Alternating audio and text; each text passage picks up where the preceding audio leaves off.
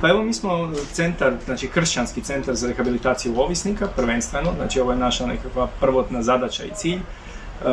Financiramo se isključivo svojim radom. Ljudi dolaze kod nas ovdje kao što smo i mi došli u potrebi. Znači imali smo problem sa drogom, alkoholom, kockom, kako ko i tražili smo pomoć. I kada nekako su institucije ovoga svijeta zakazale, tražili smo pomoć ovdje i došli smo ovdje i Bog je promijenio naš život. Eto, to je nekako osnova našeg funkcioniranja. Pa dobro, ja sam došao ovdje, sad ima 6 godina već. Došao sam razrušenog života potpuno, imao sam problem s alkoholom, znači moj život je bio koliko se može reći dno dna. Na kraju sam bio ajmo reći i napušten od svih ljudi koje sam volio, sa pravom, zato jer sam radio probleme. Međutim, došao sam ovdje i samo sam tražio pomoć, ništa drugo. Nije me zanimalo puno na koji način, kako se rade neke stvari, samo sam trebao pomoć. Ja se zovem Mario Bandić, ja sam bio kad sam otišao na liječenje, nije bilo u Hrvatskoj još Reto centra, bio sam u Španjolskoj. To je bilo ono doba u Splitu kad je kulminiralo početka 90-ih, kad je droga kulminirala, ja sam 95. otišao u Španjolsku. Nakon povratka smo otvorili tu kuću u Splitu, gdje imamo isto kuću ovog tipa u Splitu, isto centar, i počeli smo, nismo imali kapacitete pa smo slali Hrvate u Španjolsku uglavnom. Hvala Bogu, danas imamo kapacitete za sve naše ljude, možemo primiti u Zagreb i Split. I nakon toga sam izašao ja iz Reto centra, oženio se, radio sam stalno, pomagao sam ljudima koji izlaze iz centra za zapošljavanje, da završe školu i bio u nekim programima. Tu sam i po Zagrebu radio prevenciju po školama. Pa Zagreb je velik, pa to sad šta znači puno. Hajde, čuješ ti nikad nismo čuli za vas, to isto čuješ često, ali opet ipak je ovo ogroman grad. Ja bih to rekao da sam pastir. Znači ne titula, nego moja uloga je da brinem za ljude. Znači i to je dio pastira. Što mi volimo reći, pastir smrdi na ovce. Nije to titula i ja šetam tu ko neki šef, nego ja se brinem o životima tih ljudi na taj način. Pa znači tu moramo razdvojiti neke stvari. Dosta ljudi izađe koji nisu završili program.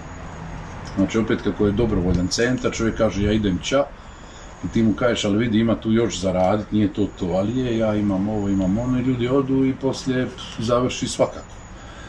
Mi kad pričamo po našem nekako rehabilitiran čovjek je ne onaj koji se više ne drogira i živi neko isprazno stanje, ne znam, eto malo pije vikend, pa je to društveno prihvatljivo, nego čovjek koji ima kvalitetu života na puno većoj razini.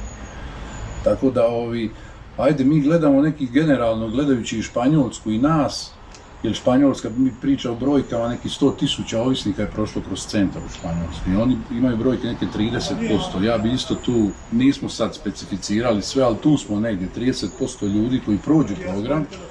Možemo reći da danas znamo za njih da su ok, da su negdje integrirane u ove kršćanske zajednice.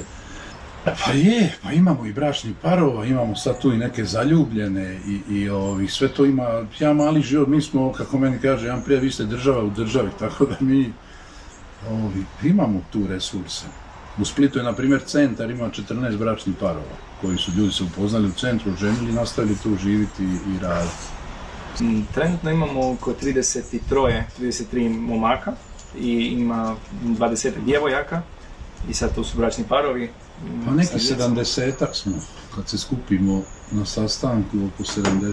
Pa prva faza je ta kad čovjek dođe, uglavnom ima apstinencijsku krizu. I to je znači to prvi ti 15 dana što držimo prvu fazu je, pa ništa, po kući malo nešto napraviti s nekim koje u ovoj našoj gdje se pere roba i suši pa pomogne nešto, ali to je u principu minimalno. Uglavnom šetnje, pit tople napitke, šetanje, nema u nas ovih tretmana. Nažalost, tu smo izgubili bitku sa farmaceutskom industrijom, zato i sve manje ljudi dolazi, su svi na nekim lijekovima. I danas, nažalost, svi novi ljudi dolaze sa dualnom dijagnozom, znači uz ovisnost su razvili neku psihičku bolest. Dolaze na naše sastanke gdje pričamo, mi hoćemo biblijske priče staviti u svakodnevnicu. Znači, kad Isus priča sa Marijanki koja je imala 5 muževa, pa naravno da je to danas priča. Žena koja je u potrebi, koja traži ljubav, koja traži pažnju, imamo danas more toga u društvu. I naravno da se to može integrirati, pričati, to ne znam, nekom ko je koji je bio uzet i bio bolestan konstantno, da kad je došao Isusu, da Isus mu rekao ustani i hajde, da se može to ako si bio ovisnik i ono dno dna, da susretneš Krista i da te oslobodi i kaže ti ajde sad ustani i hajde i ne griješi više. To su priče današnje. Postoji namještaj koji možemo odmah prodati jer je u nekakvom solidnom stanju. Ima nekih stvari koje su kao što su antikviteti, kao što možete vidjeti ovdje, pogledat ćete, koji se trebaju malo doraditi, malo popraviti, nešto zalijepiti, jer to su ipak stvari koje su prošle na 2 svjetska rata, ajmo reći tako, i treba ih ipak držati. Ništa od ovih današnjih stvari ja ne vjerujem da će držati toliko kao što ovo 100-tinjak godina. I tu se bavimo isto tako bijelu tehniku, nju popravljamo, ono što možemo naravno, što ne, normalno ide na otpad. Tu isto prodajemo takve stvari po vrlo povoljnim cijenama, tražimo nekako samo način da se financiramo i da živimo od toga. Znači nije ovdje stvar zarade i da mi ćemo sada skupljati, nego čisto da možemo preživjeti jer ima nas ipak dosta. U principu ne postoji ovakva udruga u Hrvatskoj i na primjer kad mi dođemo sa problemima ekonomske prirode pred računovodstvo, ljudi nama ne znaju dati odgovor.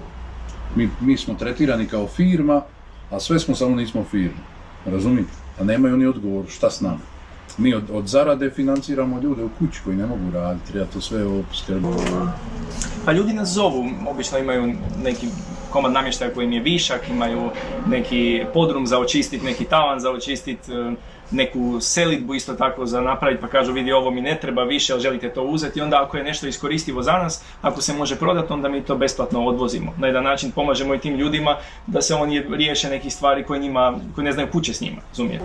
Da, i generalno problem ovisnosti je skroz drugačiji nego prije nekoliko godina. Znači to što sam pričao, drugačije droge na tržištu, drugačije tretiranje toga, mijenja društvo stav prema drogama. Znači to je bolest, a vi kad ste bolesni idete u doktora, što ćete ići u neku komunu, razumijete? I cijeli taj sklop u glavi je drugačije i ljudi tako i postupaju, a u doktora šta ti davam lijekove, idete kući, nema tu priče neke. Pa obično su zadovoljni, obično su iznenađeni kako mi to radimo i na koji način, pogotovo kad čuju naše priče. Zato jer opet kad gledate jedan narkoman, jedan čovjek koji je bio razrušenog života, marginalac, ono koga niko ne želi vidjeti kad ti nešto napravi, pomogne, ljudi su obično fascinirani, zanima ih to, ne želi čuti više. Tako da imamo jedan dobar povratne podatke. Dobre. Pa i naš, rad s ljudima je tog tipa, kako smo bili prije dno u društvu, sad i kroz posao i sve da radimo stvari kako treba i nekako da ljudi su zadovoljni i da mogu, i to je ta priča koja se širi. A bili su mi momci iz Reta, super, jer to najbolje ide priča kad vi kažete nekome. Mi sad radimo za HŽ neku selidbu i ljudi sad radili smo samo za jedan dio računovodstva, sad zovu svi hoće s nama raditi jer vide kako radimo i da smo ok i korektni. I to je nekako jer mi trebamo ljude te odgojiti koji su bili nemarni u svemu, od pranja zubi pa da ne pričam dalje, jedan ovisnik je koma stanje. I sad i kroz posao i odnos prema poslu i prema ljudima to je proces, to je ta rehabilitacija. I mi taj posao gledamo ne samo kao za preživiti, jer mi ćemo preživiti ovako ili onako, ali nekako to je cijeli sklop.